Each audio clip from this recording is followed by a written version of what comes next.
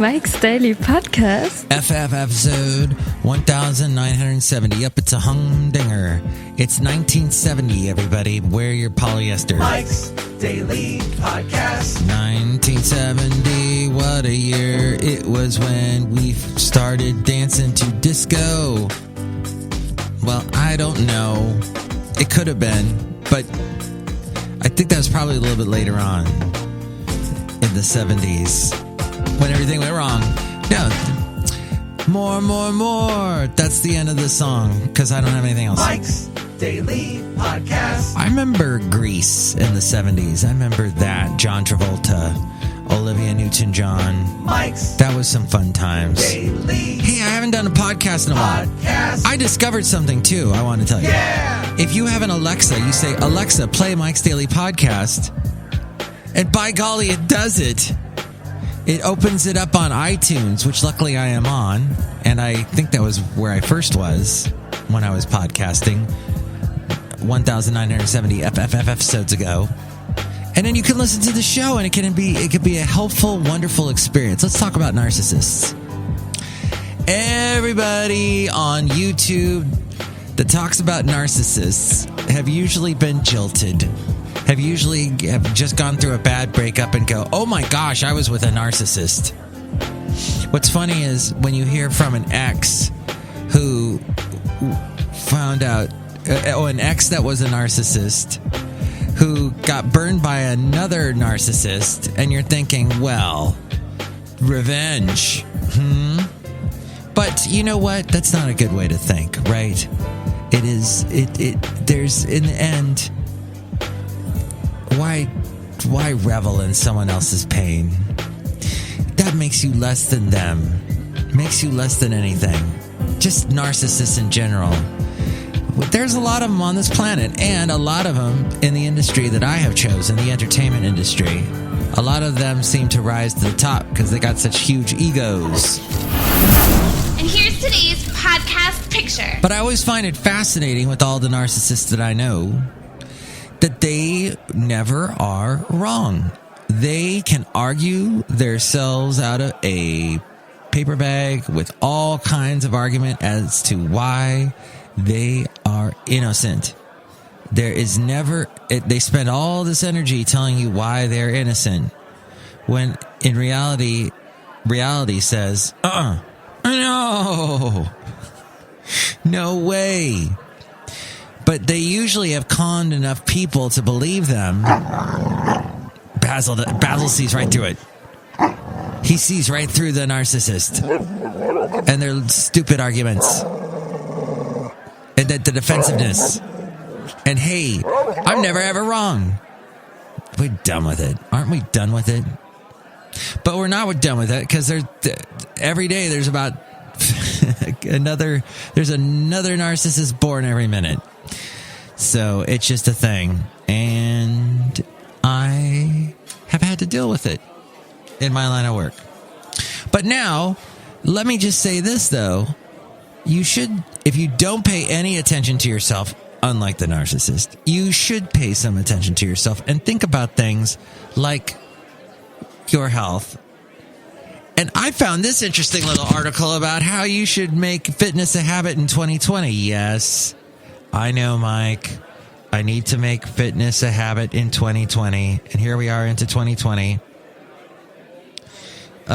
When the weather gets cold and there isn't as much sun, it can be especially difficult to motivate yourself. But exercise has many hidden physical and emotional benefits far beyond weight loss. A regular exercise routine can help you prevent or manage heart disease, high blood pressure, arthritis, anxiety, and depression. Can it help you with your narcissism? I don't know. But it can improve your mood and cognitive function, and you can make it fun with the right planning. It is important to make changes in your life to get enough exercise, but it doesn't have to happen overnight. A good way to begin is to consider what being physically fit means to you. For some people, being fit may mean completing a marathon. For others, it may mean climbing stairs with ease. Everybody got something that they call fitness and being fit. Start slowly, but you have to at least start. Even modest physical exertion can make a difference. For instance, parking the car further away from your destination to give yourself a short walk. Don't overdo it. Remember to exercise within your limits. I know this from people that I knew from that really got into CrossFit when CrossFit got huge. In 2012, I will say specifically, is when that thing really got big. CrossFit, now it's still around. But don't overdo it. Some people that do CrossFit really overdo it. And they listen to CrossFitians that are super buff. And maybe taking a little steroids on the side to look buff. But you don't want to push yourself too hard to the point that you hurt yourself.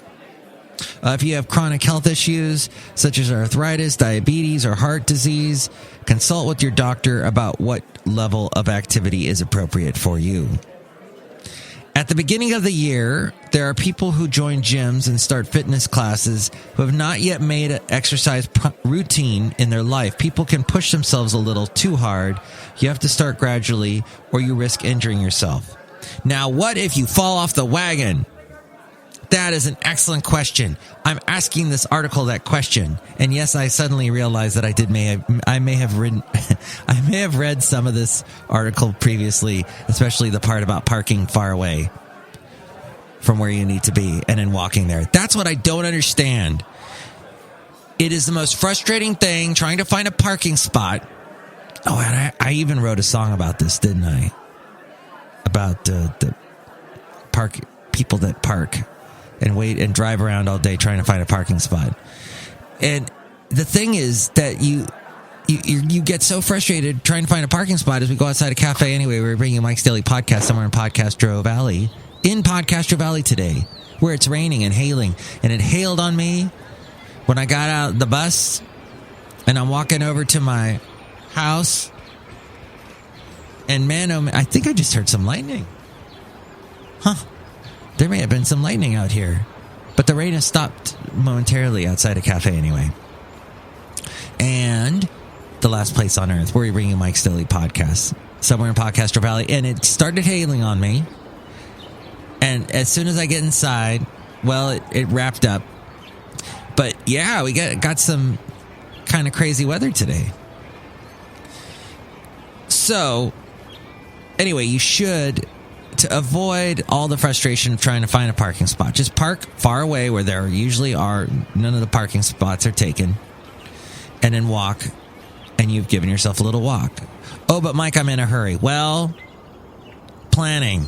That was something else mentioned a little earlier in this whole thing. Planning. It helps to plan. And that, my friend, is how you will win. Now, when I park really far away from work. I park at home basically and then walk to work. Well, I walk to the bus and the bus takes me to BART and the BART takes me to almost to my work, and then I walk about another 20 minutes to get to my job. And that's my exercise right now. Cuz Basil the boxer, who we heard a little earlier, Basil, he just is not able to. Well, he walked actually pretty far last evening. We were in Rock Ridge. Here's something I learned about Rock Ridge. People are often single, and they're walking really fast on the sidewalk, and they are not patient at all. And you got to get the hell out of their way. Even if you're walking your dog and you're having that issue where you have to carry the back of your dog because your dog has degenerative myelopathy, and you're carrying the back of him, and people are like, get out of the way. Yeah, that wasn't cool. Dang. Rock Ridge.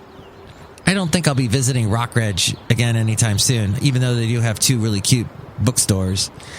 But, man, and expensive houses, cute houses. But it's nice to walk around there with my dog and my lovely lady friend. And Basil took a little rest now and then. But people, gosh, it's just rushing.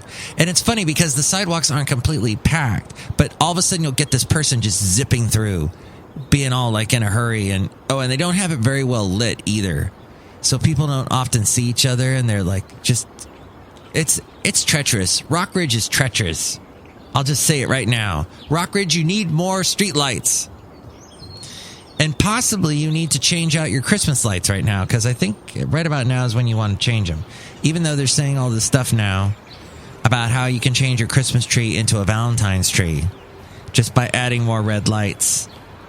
I guess take off the Christmas lights and put on red lights, or you can just put on red lights on top of the lights you already have. Isn't that a wonderful idea? What happens next? Then you put the green lights on for St. Patrick's Day. It goes on and on. All right. When you feel discouraged, though, after, let's say you fell off the exercise wagon, make an exercise plan with a friend. When you feel tired or unmotivated, you can text a friend to see if they want to go with you on a run or go to the gym. If you have someone who will work out with you, go for a walk with you, the best support, that their support can be a great motivator. It can make a real difference. And falling off the wagon can be a challenge. But the longer you delay, the harder it will be to get back into your exercise routine. Just remember that. So, it's important to do something fun when you exercise. Exercise does not have to be torture. Join a gym. No, to me, saying that, no. Joining a gym is torture, and it's everything bad that I was discussing in previous podcasts about the whole, they start taking money out of your account. They charge you every month, even if you don't go, and then you forget about it, and the recurring charge keeps going, and next thing you know, you put several $100s a year into it, and you're not even going anymore. That's ridiculous. And then I told you about the ways that some of these places, they make it that you cannot cancel at all unless you leave the state, which happened to me.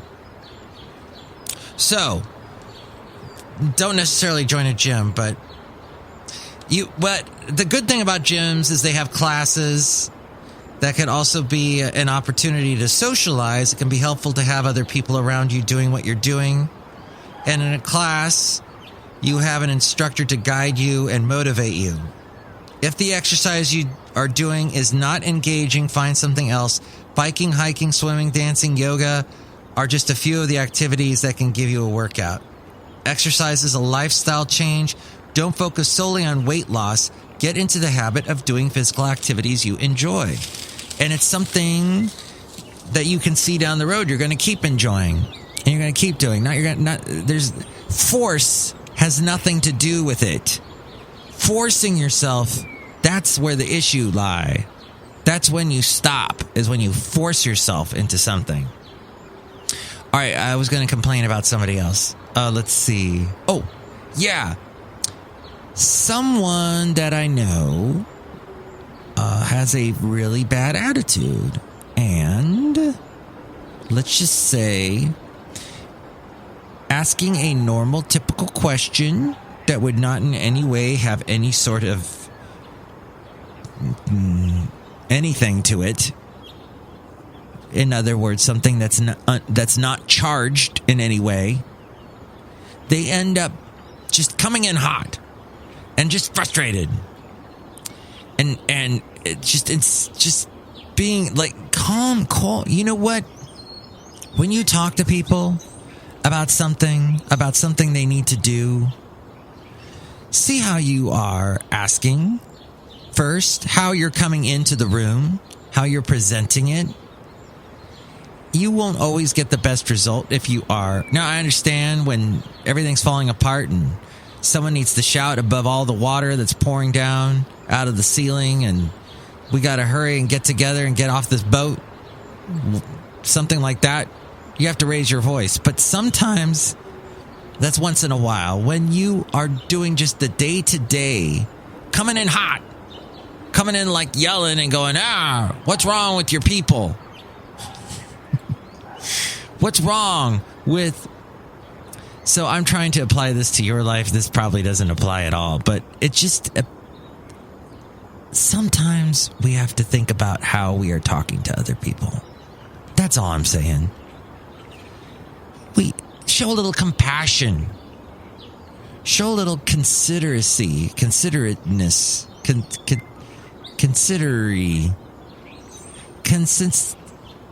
and being consistent. That's true. Being consistent about it all. But if, like, you don't care about anyone about yourself, going back to the narcissist, then I guess none of this pertains to you. And you've just accepted that you found that people have accepted you for being an idiot and coming in with absolutely no consideration whatsoever. But that's not going to last forever. And people are talking about you behind your back. I repeat. People are talking about you behind your back or on a podcast. Hey, look who's out here. Hi, Mike. It's Benita the Rodeo Queen. How's y'all doing? And to Disgruntled Fiddle Player tell you what? You once interviewed the country singer Radney Foster, didn't y'all? I did, and I recently re-listened to it because someone was saying over and over again, a radio person was telling me, I don't want my show to be the Mike Matthews show, where he's talking to Radney Foster and interviewing Radney Foster. And I thought to myself, A, that's a real jerk thing to say, and B, that was a great interview I did. And you can listen to it, in fact, on MikesDailyPodcast.com, where you can also see the podcast picture today, which is of Bay Farm Island, where I went with Basil the Boxer 2 years ago today, and we had a wonderful time, and we took this picture. It was kind of a foggy day, and the sun was setting, and you can see that picture now at MikesDailyPodcast.com. And you know, that was also what I was... Sorry, everybody. Disgruntled Fiddle Player, I think Did I just... Yeah, Mark, you stepped on my boot. I'm so sorry. It's okay. I'll let it happen this one time. All right. Yeah, so Radney Foster was this country singer, and I interviewed him, and it was a dang good interview, and I was listening to it, and you can listen to it now at MikesDailyPodcast.com. Go to the interviews section up there at the top left-hand corner. You'll see it under the home tab, and you can click on it's under R, because I alphabetized it under R as in Radney. So listen to that. It was a great interview, and I did that about 15 years... Wait, it's like 2003 or 2, somewhere way back there. Actually, it was before the Dixie Chicks put out their home album, which was the album that got them... That was out at the time that they got into all that trouble about saying that thing about George Bush and Iraq and Saddam Hussein and the whole war that we were about to get into, or I think we were into at that point. And so they got all Dixie Chick. You know the story. They basically, all the country radio stations stopped playing them. Well, when that album came out, they put out a song that was a cover of a Radney Foster song, and we talked about that. You can hear that interview at MikesDailyPodcast.com. Okay, and one other person here. Hello, Mike. I make the delicious root beer. Have some right now. I'll cut you. Oh, boy. Thank you so much. I will right now as we wrap up the cafe show. Mike's Daily Podcast here at Cafe Anyway. Next show, it'll be the wonderful Shelley Shuhart, Floyd the Floorman, and John Deere the Engineer. Mike, I can't wait to listen to that show and to also start working out because I'm fat tabagoo. No, you're not. You look great. You better say that or I'll cut you. You know, maybe you could get into a cooking class of some kind. You know, cooking burns a lot of calories, and that's a fun activity. See? Thinking along those lines. That's great. Okay. Mike's Daily Podcast is written and produced and performed by Mike Matthews. His podcast is super easy to find. Download or listen to his show and read his blog at MikesDailyPodcast.com. Email Mike now at MikesDailyPodcast@gmail.com. See you tomorrow. Bye. And the picture is from Bay Farm Island, which is right next to Alameda. And I took that 2 years ago today as I was with Basil the Boxer. You can see that picture now at MikesDailyPodcast.com. Revenge is a dish best served cold. You think about that.